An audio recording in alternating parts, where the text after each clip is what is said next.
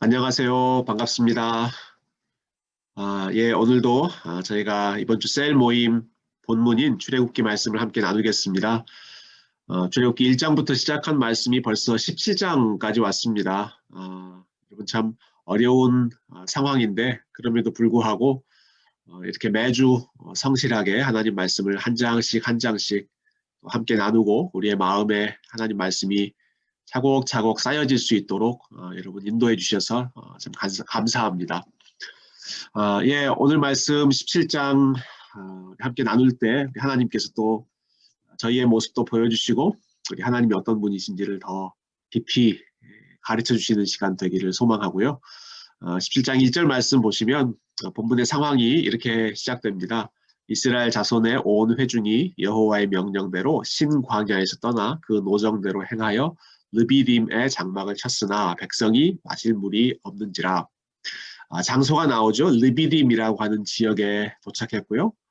이때의 상황은 마실 물이 없었습니다. 광야 여행 가운데 특별히 중동 지역 건조한 날씨에 이 마실 물이 없다라고 하는 것 굉장히 심각한 문제이죠. 만만치 않은 그러한 상황이었을 것입니다. 이때 백성들의 반응은 우리가 늘 봐왔던 모습과 또 비슷합니다. 불평하고 원망하는 모습이 나옵니다. 17장 2절에 보니까 백성이 모세와 다투어 이르되 우리에게 물을 주어 마시게 하라. 모세가 그들에게 이르되 너희가 어찌하여 나와 다투느냐? 너희가 어찌하여 여호와를 시험하느냐? 전체 대화가 다 기록되진 않고 2절에 아주 짧게 요약되어 있기 때문에 백성들과 모세 사이에 어떠한 대화가 풍성하게 오갔었는지를 우리가 다 알 수는 없죠. 일단 백성들은 모세에게 불평하고 있습니다. 물을 주어 마시게 하라. 당연한 요구이죠. 광야에서 물이 없으면 힘든 상황이니까요. 물을 공급해달라는 요구는 리더에게 할 수 있는 당연한 요구라고 생각합니다. 그러나 아마 이 상황에서 더 문제가 되었던 것은 이 백성들이 보여주는 태도였다고 생각합니다. 모세와 다투었다라고 하는 것. 단순한 요구가 아니라 심리적인 불만과 그리고 모세에 대한 원망을 이렇게 표현했던 것이고요. 한 걸음 더 나아가서 모세는 이들이 보여주는 이 태도가 사실은 본인에 대한 다툼이 아니라 하나님을 향하여 싸우고 있는 태도이고 그리고 그들이 여호와를 시험하고 있는 그러한 마음 상태를 보여주고 있다 이렇게 지적합니다. 17장 뒷부분에도 이 내용이 나오지만 그들이 이 상황에서 여호와가 계시는지 안 계시는지를 시험했다. 하나님의 함께 하심을 의심했다라고 하는 것이죠. 이때 그들의 태도가 얼마나 폭력적이었는지 17장 4절에 보면 모세가 하나님 앞에 하소연합니다. 여호와께 부르짖어 이르되 내가 이 백성에게 어떻게 하리이까 그들이 조금 있으면 내게 돌을 던지겠나이다. 모세를 죽이려고 할 정도로 돌을 집어서 던지려고 할 정도로 아주 포악한 그러한 마음이 이스라엘 백성들의 마음 상태였습니다. 이러한 모습은 저희가 계속해서 출애굽기를 읽으면서 봤던 모습입니다. 이집트에서도 그렇고요. 광야에 들어왔을 때에도 또 홍해 앞에 있었을 때에도 이스라엘 백성들이 항상 원망하고 또 불평하고 참 거친 언어를 쏟아내었던 것 기억하죠. 한편으로는 그러한 어려운 상황에서 좀 이스라엘 백성들이 참고 기다리는 성숙한 모습을 보이면 좋았겠다. 그런 아쉬운 마음도 있지만 또 다른 한편으로는 이것이 인간의 연약한 모습이다라고 하는 부분도 우리가 기억하면 좋겠습니다. 다른 사람들의 모습이 아니라 사실은 우리의 모습이죠. 저의 모습이고요.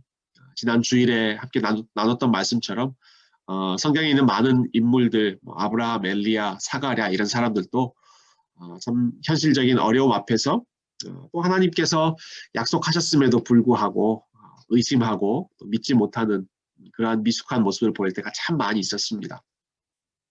그래서 결국 중요한 것은 우리가 이러한 모습을 볼 때 우리 자신의 상태를 비추어 보는 것도 중요하지만 다른 한편으로는 우리는 역시 이 정도 별 볼 일 없는 믿음이 참 연약한 자들이기 때문에 우리의 모습보다는 하나님께서 이런 상황 속에서 또 어떻게 하나님을 보여주시는가 우리가 우리의 시선을 하나님 앞에 돌리는 것이 더 중요하다고 생각합니다.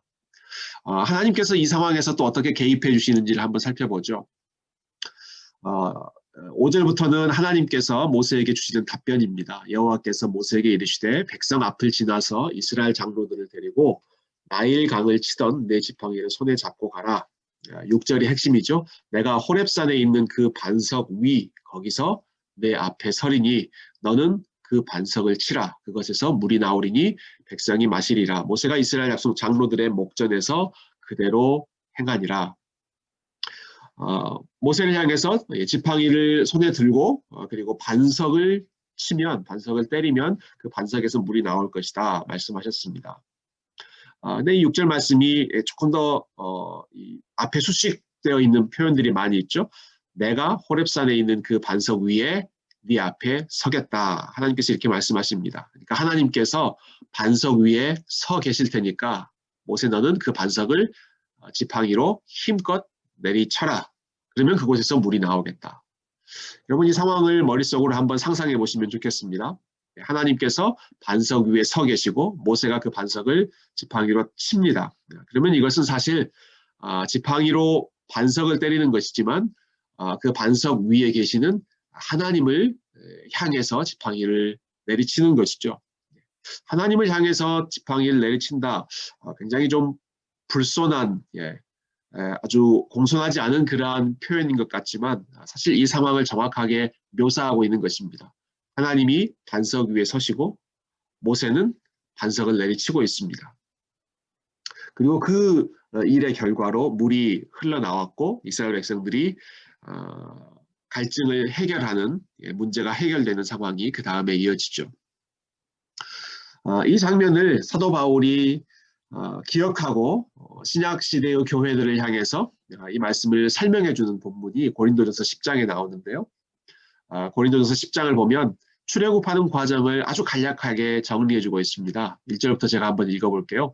형제들아 나는 너희가 알지 못하기를 원하지 아니하노니 우리 조상들이 다 구름 아래에 있고 구름 기둥 아래에서 행진했죠. 바다 가운데로 지나며 홍해를 지나갔죠. 모세에게 속하여 다 구름과 바다에서 세례를 받고 구름 아래에서 그리고 바다를 행진했던 바다를 지나갔던 이 사건을 영적인 의미에서 세례를 받았다. 이렇게 설명해 줍니다. 우리가 오늘 이 시대에도 세례를 받죠. 이 세례의 중요한 의미 중에 하나가 바다를 지나가는 즉 죽음을 지나서 다시 새로운 생명으로 건너가는 그러한 과정이 홍해 사건 또 세례를 받는 사건인데요. 그 다음에 이어지는 일은 10장 3절에 다 같은 신령한 음식을 먹으며 우리가 지난주에 봤던 만나와 메추라기 먹었던 사건이죠. 그리고 마지막 4절에 다 같은 신령한 음료를 마셨으니 오늘 읽었던 바로 그 본문입니다. 이는 그들을 따르는 신령한 반석으로부터 마셨음에 그 반석은 곧 그리스도시라. 어떻게 물이 나왔습니까? 반석을 깨트림으로써 물이 나왔는데 그 신령한 반석을 가리켜서 사도 바울은 그리스도시다라고 설명해주고 있습니다. 하나님께서 서 계셨던 반석, 깨트려지면서 이스라엘 백성들에게 풍성한 물을 공급해 주셨던 그 반석이 결국은 예수 그리스도이셨다. 예수님께서 자신의 몸, 자신의 삶을 완전히 내어주시고 깨트려지심으로 인해서 우리가 음식을 먹고 음료를 마시는 것처럼 바로 그와 같은 사건을 오늘 본문 출애굽기 17장에서 미리 상징적으로 보여주셨다라는 것이죠. 그래서 예수님께서는 요한복음에 여러 차례 너희들에게 진정한 물을 주는 자는 바로 나다라는 말씀을 많이 하셨습니다. 사마리아 여인에게 대답하실 때에도 내가 주는 물을 마시는 자는 영원히 목마르지 아니할 것이다 말씀하셨고요. 요한복음 7장에도 보면 나를 믿는 자는 그 배에서 생수의 강이 넘쳐 흐를 것이다. 이러한 약속도 해주셨죠. 출애굽기 17장에 나와 있는 내용과 연결되어서 이 사건을 궁극적으로 성취해 주신 분이 우리 주님, 예수님이셨다 하는 것을 함께 기억했으면 좋겠습니다. 결국 우리의 진정한 갈증을 해결해 주시는 분은 그분 자신의 몸을 깨트려서 우리에게 물을, 생수를 공급해 주시는 예수님이시다 하는 것을 우리가 말씀을 통해서 함께 기억하는 시간 되었으면 좋겠습니다. 자, 그리고 곧 이어지는 사건이 8장 이후의 사건인데요. 그때니까 지금 이 물을 마시게 되는 그 상황이죠. 아말렉이라고 하는 민족이 와서 이스라엘과 르비딤에서 싸우니라. 같은 장소 그리고 같은 시간에 있었던 일입니다. 이 사건은 참 중요한 의미 있는 사건인데요.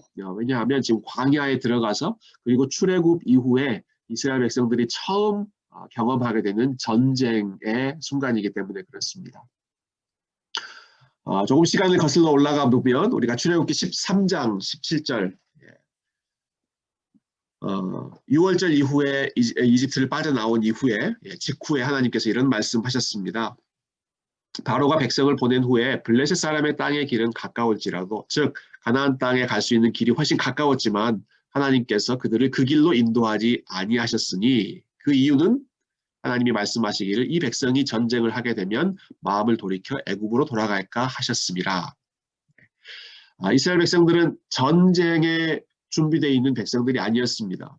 군사훈련을 받았거나 뭐 그런 사람들이 아니라 이집트에서 노예로 살았던 일만 하던 사람들이었기 때문에 전쟁을 겪어보지 못한 그러한 민족이었죠. 그래서 그들이 아직 준비되지 않았기 때문에 전쟁을 피할 수 있는 길로 다른 길로 하나님께서 인도하셨던 것이죠. 그런데 오늘 출애굽기 17장에 처음으로 아말렉이라고 하는 민족이 와서 이스라엘과 싸우기 시작했습니다. 첫 번째 전쟁을 경험하는 것이죠. 나중에 신명기에 보면 모세가 이 사건을 회고하는 또 하나님께서 그 사건을 다시 말씀하시는 장면이 있는데요. 제가 읽어볼게요. 너희는 애굽에서 나오는 길에 아말렉이 내게 행한 일을 기억하라. 곧 그들이 너를 길에서 만나 네가 피곤할 때 네 뒤에 떨어진 약한 자들을 쳤고 아말렉이라고 하는 이 민족이 아주 야비하게 이스라엘 백성들을 공격했습니다. 그들이 피곤할 때 그리고 뒤쪽에 있는 약한 자들 아마도 어린아이와 또 힘이 약한 여인들을 먼저 공격했다는 그러한 의미였겠죠. 뒤에서부터 공격하고 또 약해 있을 때 아주 기습해서 공격하는 이 아말렉 민족들의 공격 하나님께서 이것을 기억하셨고 너희들한테 해를 입힌 그 민족을 내가 대대로 그 아말렉과 싸우겠다 하는 약속도 함께 해주셨던 그 사건이 바로 오늘 읽은 출애굽기 17장 말씀입니다. 이렇게 이스라엘 백성들을 공격했을 때 이제 이 전쟁에서 하나님이 어떻게 싸워주시는지 그 장면이 뒤에 이어지는데요. 9절부터 한번 보죠.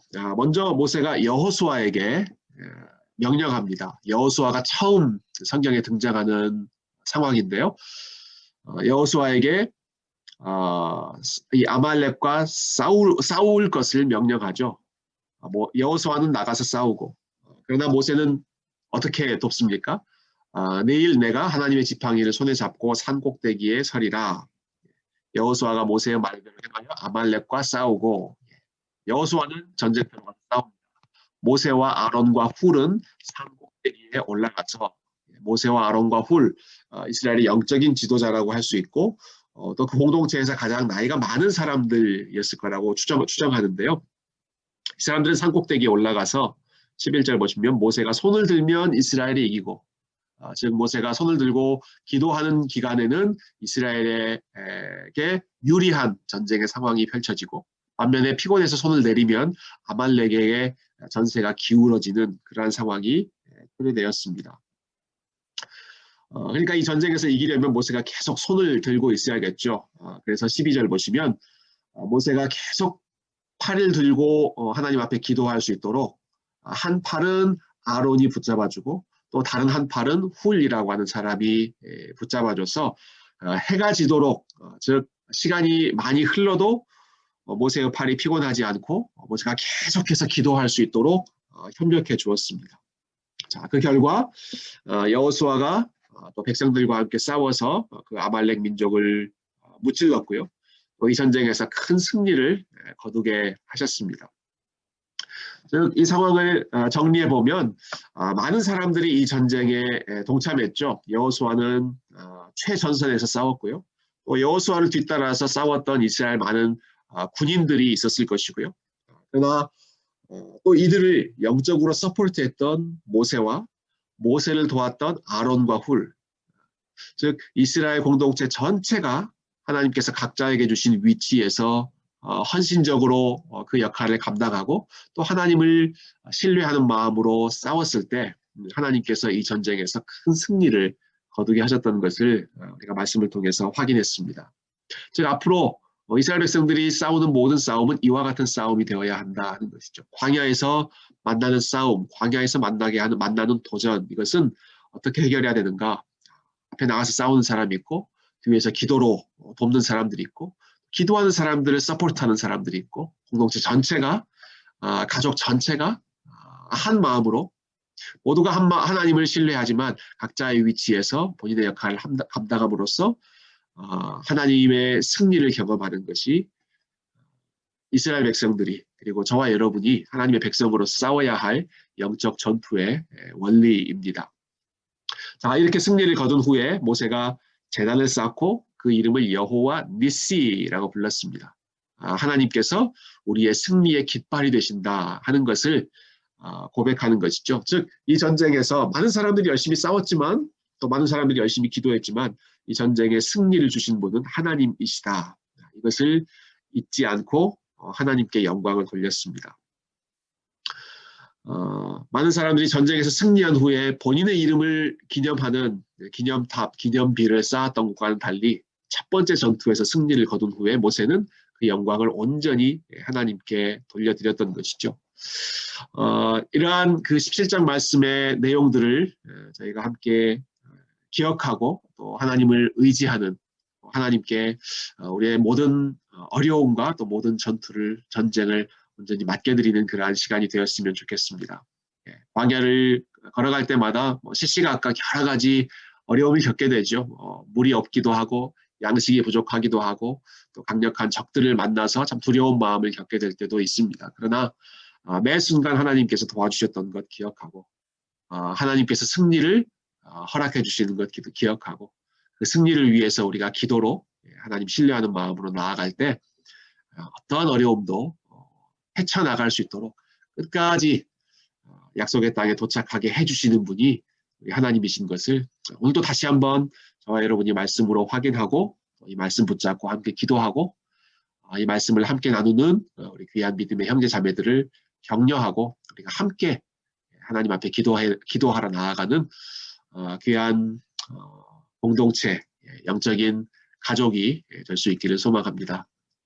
여러분 이번 한 주도 믿음으로 승리하시고 또 하나님과 동행하시고 하나님께 영광 돌리는 삶 살아가시기를 소망합니다. 감사합니다.